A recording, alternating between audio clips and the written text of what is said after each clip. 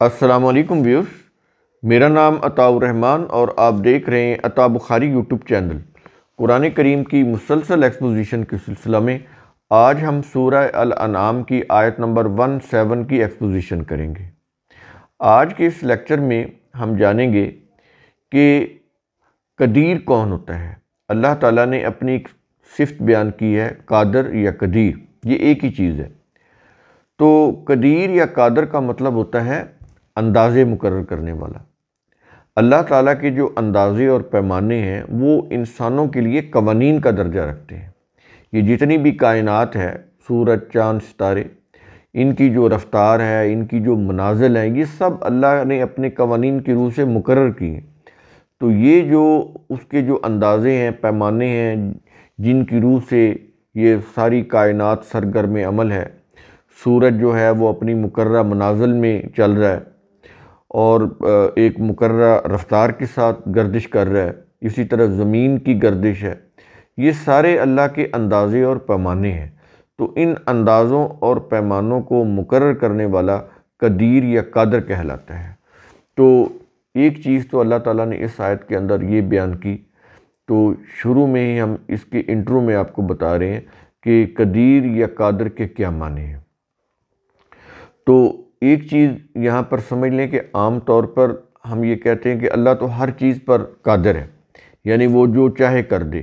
بالکل اللہ تعالیٰ ہر چیز کے اوپر قادر ہے، لیکن وہ جو چاہے کہ وہ اپنے قانون کی بھی خلاف ورزی کر دے تو یہ نہیں کرتا۔ وہ جو چاہے کر دے، اس کا مطلب یہ نہیں ہے کہ اس نے جو قوانین، اصول، ضابطے بنائے ہیں تو خود ہی ان قوانین کو توڑ کے ان سے الٹ کچھ، ان کے برعکس کچھ کر دے۔ تو ایسا جو سمجھنا یہ بالکل غلط ہے کہ اللہ اپنا قانون بنائے اور خود ہی اس کی خلاف ورزی بھی کر دے، اور ہم سمجھیں کہ اللہ جو چاہے کر دے وہ تو قادر ہے۔ تو یہ جو ہم نے عقائد اپنا رکھے ہیں مذہب کی روح سے، قرآن کے بالکل برعکس ہیں، قرآن کے اصولوں کے خلاف ہے، کیونکہ وہ خود کہتا ہے کہ واللہ لا یخلف المیعاد، اللہ جو ہے وہ اپنے وعدے کے، اپنے قانون کے خلاف نہیں کرتا۔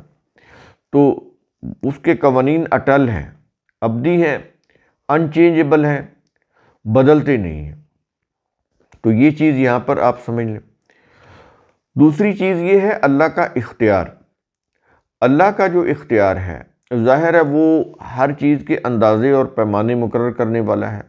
اس کا علم وسیع ہے، اس کی حکمت جو ہے وہ وزڈم وہ بڑی وسیع ہے۔ تو اس کا جو غلبہ ہے وہ بہت وسیع ہے، لامحدود غلبہ، لامحدود علم، لامحدود حکمت، وزڈم، لامحدود اختیارات۔ تو یہ چیزیں آپ نے سمجھنی ہیں کہ اللہ کے جو اختیارات ہیں وہ لامحدود ہیں۔ انسانی عقل بھی نہیں سمجھ سکتی کہ وہ کتنے بڑے اختیارات کا مالک ہے، اتنے اس کے پاس اختیارات ہیں۔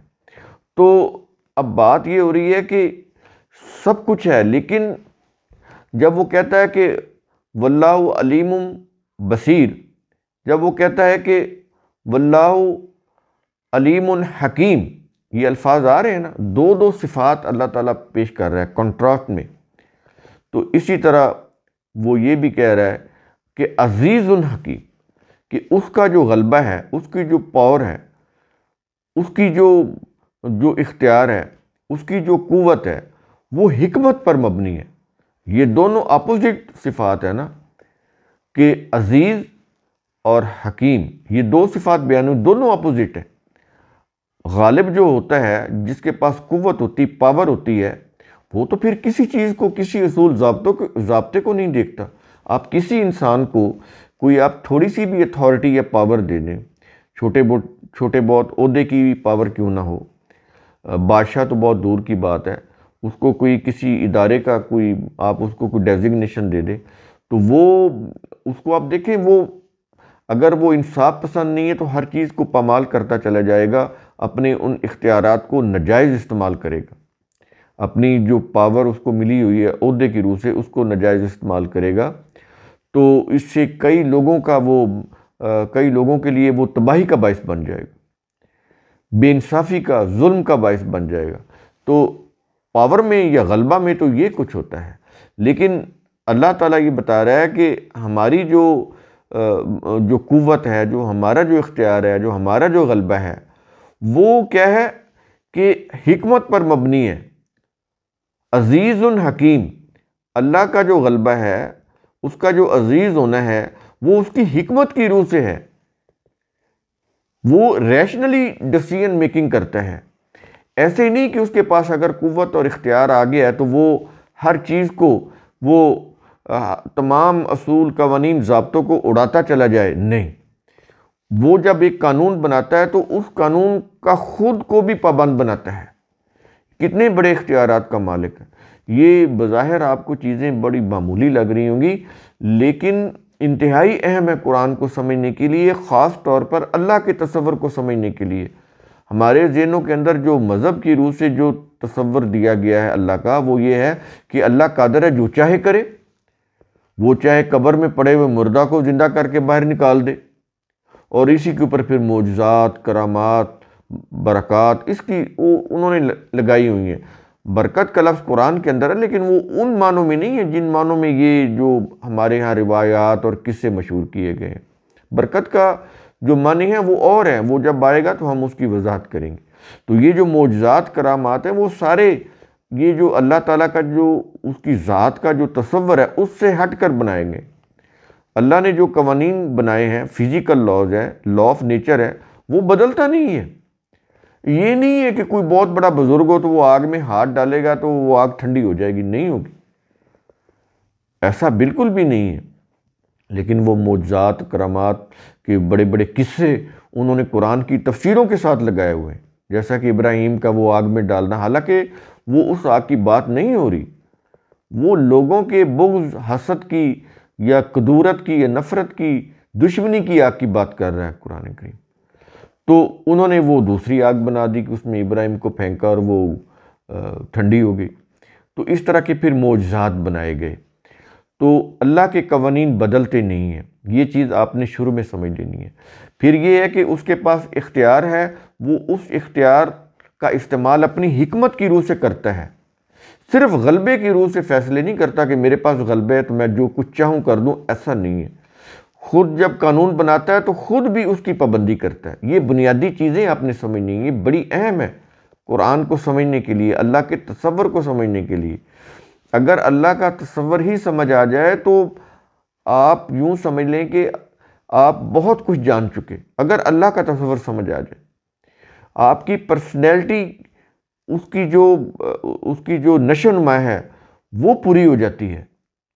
آپ کی پرسنالٹی جو ہے وہ اس کے اندر ایک عجیب، ایک بہت بڑا عظیم انقلاب برپا ہو جاتا ہے اگر آپ اللہ کے یہ جو صفات ہیں، یہ اس کے جو اختیارات ہیں، یا اس کا جو کنسیپٹ ہے اس کو صحیح معنوں میں اگر سمجھ لیں تو پرسنالٹی میں آپ کی انقلاب رونما ہو جائے اگر وہ سمجھ آ جائیں گی چیزیں تو اس کے بعد ہم شروع کرتے ہیں سورہ الانعام آیت نمبر 17۔ الفاظ ہیں وَإِن يَمْسَسْكَ اللَّهُ بِضُرٍّ۔ اب یہ رسول سے ہی خطاب ہے کہ اے رسول، اگر اللہ تجھے کوئی تکلیف پہنچانا چاہے، اب یہ دیکھیں رسول سے خطاب کر کے یہ بات کہی جا رہی ہے، اور ہمارے ہاں مذہب کی روح سے رسول کو وہ مشکل کشا، حاجت روا، کارساز، رسول کیا بعد کے جو ان کے بعد جو آتے ہیں صحابہ، وہ ان کو بنایا ہوا ہے، ان سے زیادہ بلکہ وہ جو انہوں نے اولیاء اللہ کی جو لوگ بنائے ہوئے ہیں ان کو بنایا ہوا ہے۔ ان کو مدد کے لیے پکارا جاتا ہے، ان کو اپنا حاجت روا سمجھا جاتا ہے، کارساز سمجھا جاتا ہے۔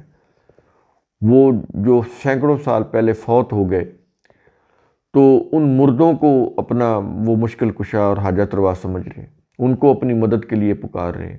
اور یہاں پر یہ چیز کہی جا رہی ہے رسول کو مخاطب کر کے کہ اے رسول، اگر اللہ تجھے کوئی تکلیف پہنچائے تو پھر کیا ہے، کیا یہ رہا کہ فلا کاشف لہ الا ہوا، تو اس کے سوا اور کوئی اسے دور کرنے والا نہیں ہے۔ تو اللہ کے سوا کوئی دور کرنے والا نہیں ہے۔ تو اس کا مطلب یہ ہوا کہ جتنی بھی مصائب، پریشانیاں، مشکلات ہیں، ان کو دور کرنے والا اللہ کی ذات ہے۔ اس کے سوا کوئی اور نہیں۔ اور وہ کیسے کرتا ہے؟ اس نے قوانین دیے ہوئے ہیں، ضابطے دیے ہوئے ہیں، مسائل کو سمجھنے کے لیے عقل و فکر دی ہوئی ہے۔ تو اس سے انسان کام لے کر اپنی مشکلات کو حل کرے۔ یہ ہے چیز کہ اللہ جو ہے وہ اللہ کے سوا اس مشکل کو یا تکلیف کو کوئی دور کرنے والا نہیں۔ انسانوں کو جو بھی مشکل پریشانی آتی ہیں اسے اللہ ہی دور کرتا ہے، لیکن یہ اس طرح کی مشکل پریشانیاں نہیں ہیں جو جیسے فار ایگزامپل ایک شخص کو ہارٹ کا مسئلہ بن گیا، اب وہ اس کا آپریشن ہونا ہے، تو یہ تو نہیں کہ وہ اللہ کے پاس درخواست کرے گا اور اللہ اس کا آپریشن کر دے گا۔ یہ چیزیں سمجھانے کے لیے میں آپ کو بیان کر رہا ہوں۔ تو یہ مشکلات کون سی ہیں؟ انسانی معاملات سے متعلق جو مشکلات ہوتی ہیں، انسانی معاملات میں جو مشکلات پیش آتی ہیں اس سے متعلق جو بھی تکلیف پہنچتی انسانوں کو، تو اس کا سلوشن حل اللہ اپنے قوانین، ضابطۂ اخلاق کی روح سے انسانوں کو دیتا ہے جو اس کی کتاب کے اندر ہے۔ تو جس نے بھی ان کا حل تلاش کرنا ہے وہ اس کی کتاب سے معلوم کر لے، مل جائے گا اس کو۔ وہ بتاتا ہے کہ کسی سے کہ جھوٹ بولنا، کسی کو دھوکہ دینا، کسی کے ساتھ ظلم کرنا، یہ جو ہے اس کے نتائج جو ہیں تباہ کن ہیں۔ کسی کی عزت کو پامال کرنا، کسی کے مال کو لوٹنا، کسی کی بے توقیری کرنا، اسی طرح رشوت لینا، کسی کی حق تلفی کرنا، کسی کے حصے کا کھا جانا، تو یہ سارے جتنے بھی ظلم ہیں جب انسان کرتا ہے تو اس کے پھر نتائج بھی اس کو بھگتنے پڑتے ہیں۔ تو اس سے متعلق وہ قوانین دیتا ہے، ضابطے دیتا ہے۔ اگر یہ چیزیں ٹھیک ہو جائیں تو یہ جو انسانی مسائل ہیں یہ پھر حل ہو جاتے ہیں۔ تو ان کے حل کے لیے اللہ نے قوانین دیے ہوئے ہیں۔ وہ قوانین کوئی اور انسان نہیں دے سکتا، وہ اللہ ہی دے سکتا ہے۔ یہ چیزیں آپ نے سمجھنی ہے، اور وہ اس کی کتاب کے اندر ہے، اس کی کتاب سے باہر نہیں ہے۔ اور اس کے بعد کیا یہ رہا ہے کہ وَإِن يَمْسَسْكَ بِخَيْرٍ، اور اگر وہ تجھے کوئی بھلائی پہنچائے تو پھر کیا یہ رہا ہے فَهُوَ عَلَىٰ كُلِّ شَيْءٍ قَدِيرٌ، تو وہ ہر چیز پر قدیر ہے، یعنی کنٹرول رکھنے والا ہے، ہر چیز کے اندازے اور پیمانوں کو مقرر کرنے والا ہے۔